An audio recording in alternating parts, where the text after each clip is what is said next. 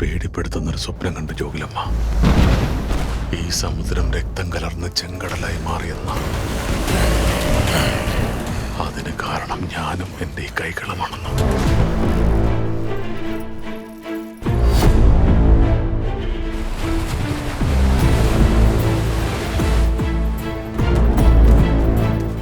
ഭയമില്ലാതാക്കാൻ ദൈവത്തിന്റെ കഥ കേൾക്കാറില്ലേ?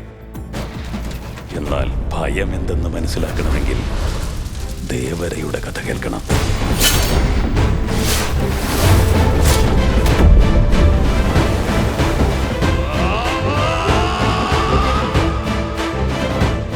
സമുദ്രത്തിൽ ഒരു ദേവര ഉണ്ടായാൽ മതി.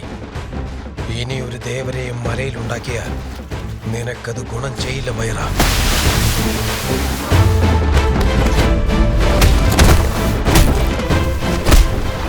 അവനിൽ എന്തോ ഉണ്ട്. കുട്ടിക്കാലം മുതൽ എനിക്ക് അറിയാവുന്നല്ലേ.